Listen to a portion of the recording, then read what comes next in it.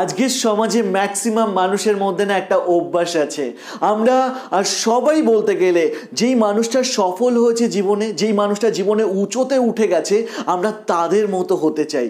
But যেই মানুষটা উঁচুতে উঠে গেছে, উঁচুতে ওঠার জন্য যে তার পায়ের নিচে কতটা ঘা হয়েছে সেটাকে কিন্তু আমরা ফোকাস করতে চাই না। নমস্কার, আমি Shivam Sen, business consultant and motivation speaker. আপনাদের সকলকে আরও একবার স্বাগত জানাই আমার এই চ্যানেলে।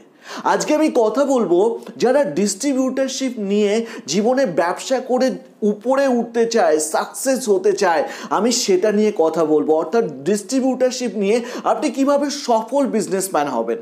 দেখুন, দু ধরনের প্রোডাক্টের ডিস্ট্রিবিউটার আপনি নিতে পারেন। একটা হচ্ছে সিঙ্গেল টাইম বিক্রি, একটা হচ্ছে যেখানে প্যাসিভ ইনকাম করবেন। কেন সিঙ্গেল টাইম বলছি? অনেক সময় অনেকেই আছে সফটওয়্যারের ডিস্ট্রিবিউটারশিপ নিয়েছে, তারা কোনো কাস্টমারকে একবারই ট্যালি বিক্রি করছে বা একবারই কোনো একটা সফটওয়্যার বিক্রি করছে। যেরকম গাড়ির শোরুমগুলো, কোনো গাড়ি কিন্তু একবারই কাস্টমারকে বিক্রি করে, মানে সেই রিপিটেড অর্ডার আস্তে আস্তে 3-4 বছর 5 বছর লেগে যায়। বাট আজকে আমি সেই ডিস্ট্রিবিউটারশিপ কথা বলছি না, আজকে বলছি grocery product, FMCG product, consumer durable product. যারা এইসব প্রোডাক্ট নিয়ে জীবনে ডিস্ট্রিবিউটারশিপ নিয়ে বড় হতে চান, তাদেরকে এমন 7খানা পয়েন্ট নিয়ে আলোচনা করব। এই 7খানা পয়েন্ট যদি আপনি আপনার মধ্যে ইমপ্লিমেন্ট করতে পারেন না, আপনি একটা ডিস্ট্রিবিউটারশিপ ব্যবসা করে না জীবনে অনেক উঁচুতে উঠতে পারবেন।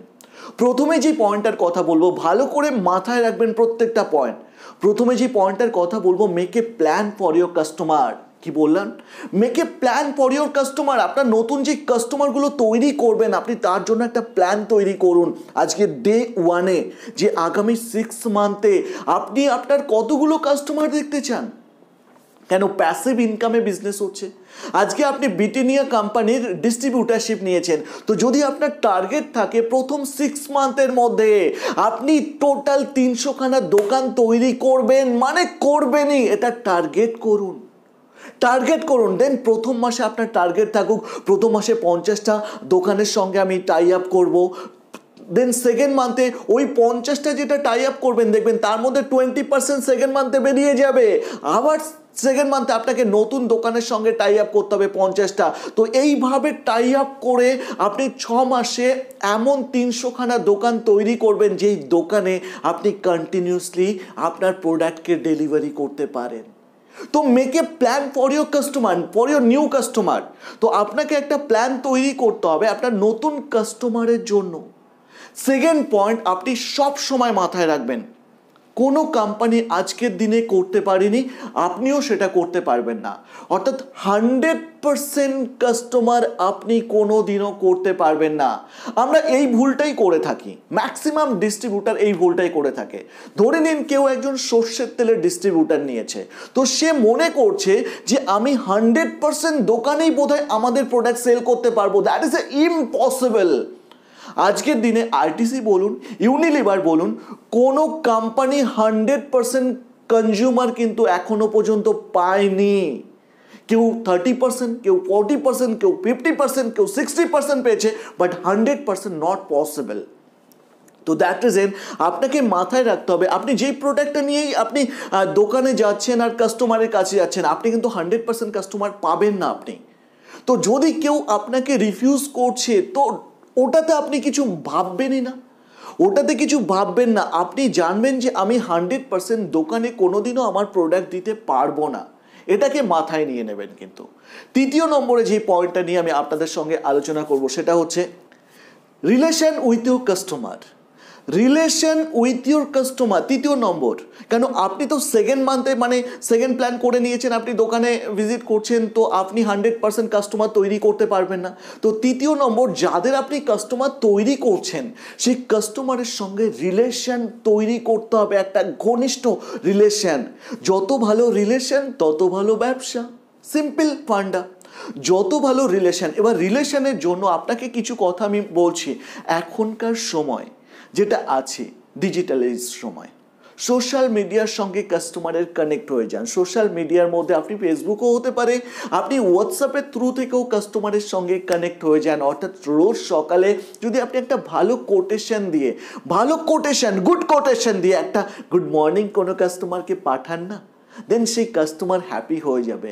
বাট মাথায় রাখবেন, কোনো রিলিজিয়ান, কোনো দাঙ্গা বা কোনো ধর্ম নিয়ে, এইসব নিয়ে বা কোনো পলিটিক্স নিয়ে কিন্তু কোনো কিছু পাঠাবেন না কাস্টমারে। হতে পারে সেই কাস্টমারটা পলিটিক্স পছন্দ করে না, হতে পারে রিলিজিয়ান নিয়ে কিছু কথা সে পছন্দ করে না।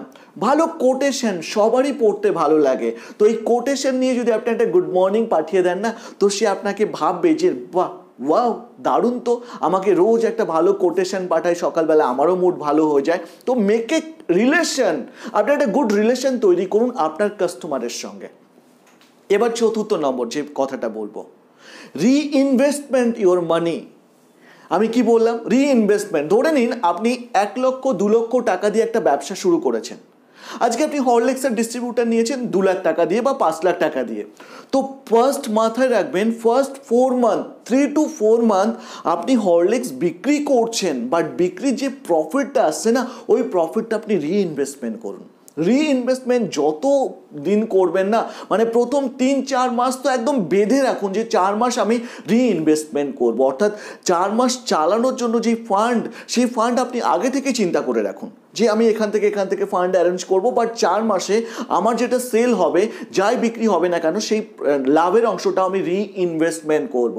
তো reinvestment is a very good একটা পয়েন্ট থাকে। কেন আমরা অনেক নতুনরা কি করি, আমরা নতুনরা ভাবি যে আজকে আমি একটা প্রোডাক্ট নিয়ে মার্কেটে যাচ্ছি, আমার বাইকের তেল আছে, তো যাই বিক্রি হলো না কেন, আমি সেই বিক্রির মধ্যে টাকা দিয়ে আমি আবার বাইকের তেল ভরলাম, কনভিন্স বললাম, বা আমি আমার কোনো স্টাফের স্যালারি দিলাম। জানবেন কি আপনার প্রথম 4 মাসে কোনো প্রফিট আসবে না, তেমন কিছু প্রফিট আসবে না, অর্থাৎ ওই প্রফিট আসছে না, আপনি টাকা এক্সপেন্ড করছেন, খরচা করছেন, তাহলে কি হচ্ছে, আপনার ক্যাপিটাল মানি থেকে কিন্তু টাকাটা খরচা হচ্ছে। তো এই কথাটা কিন্তু মাথায় রাখবেন। তো চতুর্থ নম্বরের পয়েন্ট ছিল রিইনভেস্টমেন্ট। এবার পঞ্চম নম্বর হচ্ছে নিজেকে সবসময় চার্জেবল রাখুন। নিজেকে সবসময় চার্জেবল। কেন? নতুনরা কি হয় জানেন, সকালবেলা দৌড়াতে 4টে 5টা 10টা 15টা 20টা দোকান ভিজিট করে। যখন 20টা দোকান ভিজিট করে বাট অর্ডার পায় শুধুমাত্র 2টো, তখন না তারা ডিমোটিভেট হয়ে পড়ে। আর 21 নম্বর দোকানে যেতে তাদের যে কি কষ্ট হয় না, শুধু তারাই জানে। তো দ্যাট রিজন নিজেকে সবসময় মোটিভেট রাখুন, যে জানুন যে এই যে ভিজিট করছি আমি, আজকে যদি রোজ 50টা দোকান করে ভিজিট করি, অ্যাটলিস্ট আমার 10টা অর্ডার আসবে, 8খানা অর্ডার আসবে। বাট আজকে এই 8টা অর্ডার মানে কি 3 × 24, যদি প্রত্যেক দিন 8টা করে অর্ডার আসে, মাসে 3 × 24 মানে 240টা অর্ডার হয়। আমি 200টা অর্ডারে হ্যাপি আছি। আমি প্রথম মাসে 200খানা অর্ডার তুলবো, সেকেন্ড মান্থে 250খানা অর্ডার তুলবো, থার্ড মান্থে 300খানা অর্ডার তুলবো, ফোর্থ মান্থে আমি 400খানা অর্ডার তুলবো। অর্থাৎ ধীরে ধীরে ধীরে ধীরে কিন্তু আপনি উপরের দিকে উঠবেন। আপনি যদি শুরুতেই চান যে ওই পাশের ডিস্ট্রিবিউটার মতো যে গাড়ি নিয়ে মাল ভর্তি করে দোকানে দেব আর আপনি গিয়ে দাঁড়াবেন, দোকানদার আপনার প্রোডাক্ট নিয়ে নেবে, একদম হবে না কিন্তু ওটা। 5 নম্বর। এবার হচ্ছে 6 নম্বরে যে পয়েন্টটা বলবো, দেখুন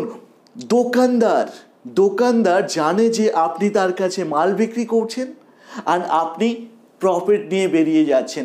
এই জন্য দোকানদার আপনাকে ডিমোটিভেট করার চেষ্টা করবে বিভিন্ন রকমভাবে। আপনি ধরে নিন একটা নতুন প্রোডাক্ট নিয়ে গেছেন, দোকানে বিক্রি করেছেন চানাচুরের ডিস্ট্রিবিউটার নিয়েছে নতুন কোনো কোম্পানির, আপনি দোকানে বিক্রি করেছেন। বিক্রি করার ঠিক 7-8 দিনের মাথায় আপনি যখন সেকেন্ড অর্ডার নিতে যাবেন না, সে হয়তো কিছু চানাচুর বিক্রি করে দিয়েছে। সে আপনাকে বলতে থাকবে, দাদা চানাচুর না ভালো না, কাস্টমার খেয়ে ভালো বলেনি।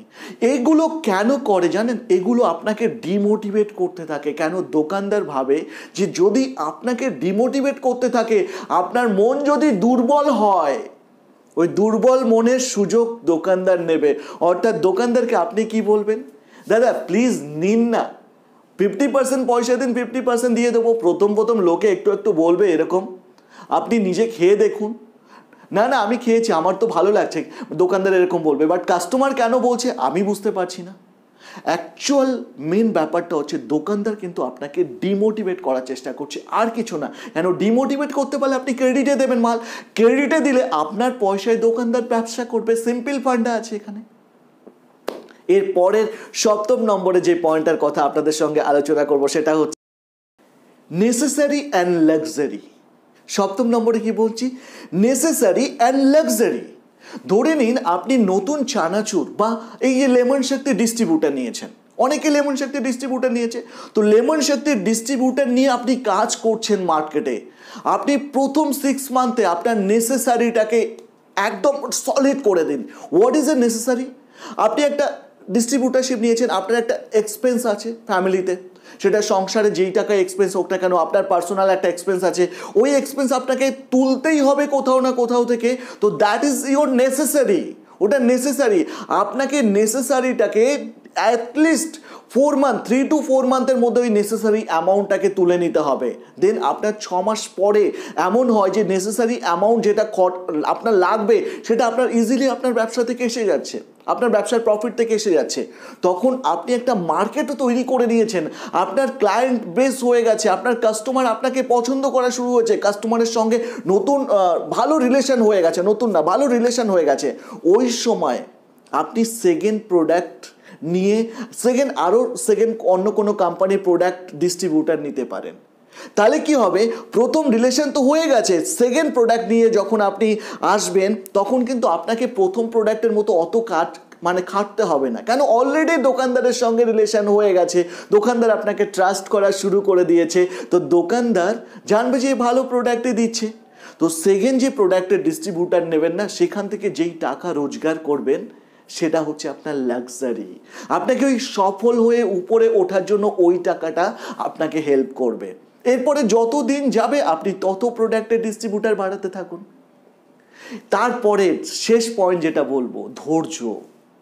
যে কোনো ব্যবসায় পেশেন্স, ধৈর্য অবশ্যই আপনাকে থাকতে হবে। একটা ছোট্ট গল্প বলছি, আমার দেখা আমাদের অফিসের পেছনে 5 বছর আগে ছেলেটাকে দেখেছি সাইকেলে করে, একটা সাইকেল না এমএটির মতো যে বাইকগুলো থাকে, বাইকের পাশে করে সে কন্টিনিউসলি জল ডেলিভারি করছে 5 বছর আগে। তো আজকে সেই ছেলেটার বাইকে কিন্তু ডেলিভারি করে না, আজকে তার কাছে প্রত্যেকদিন 2টো করে গাড়ি ঢুকতে থাকে, অ্যান্ড 2টো করে গাড়ির জলই কিন্তু সে শেষ করে ফেলে। অর্থাৎ আজ থেকে 5 বছর আগে কিন্তু সে সাইকেল বা বাইকে করে ডেলিভারি করতো, আর আজকে দেখুন। তো যে কোনো ব্যবসা বড় হওয়ার জন্য না ধৈর্য আপনাকে লাগবে। যত বেশি ধৈর্য পেশেন্স আপনার মধ্যে থাকবে, আপনি তত বেশি ওই ব্যবসায় সফলতা পাবেন। আজকে ওই ছেলেটা লেমন শক্তির প্রোডাক্টও কিন্তু বিক্রি করছে, কেন ও বিক্রি করছে এমন কি ওর কাস্টমার বাধা আছে, ওকে গিয়ে বলতে হচ্ছে না যে দাদা এটা লেমন শক্তি নতুন প্রোডাক্ট, কেন তাকে অটোমেটিক্যালি বিশ্বাস করে নিয়েছে। তো আপনারা যারা ডিস্ট্রিবিউটারশিপ নিয়ে নিজের কেরিয়ার বানাতে চাইছেন, সফল হতে চাইছেন, যেই পয়েন্টগুলো নিয়ে আলোচনা করলাম না, সেই পয়েন্টগুলো আপনার মাথার মধ্যে ঢুকিয়ে নিন। আপনারা এতটা সময় দিলেন আজকে, দ্যাট ইজ এন অসংখ্য ধন্যবাদ। আপনি যদি প্রথমবার আছেন তো নিচে সাবস্ক্রাইব লেখা, একবার চ্যানেলটিকে সাবস্ক্রাইব করে নিন। সকলে ভালো থাকবেন, আবারও দেখা হবে নতুন ভিডিওর সঙ্গে। জয় হিন্দ, বন্দে মাতরম।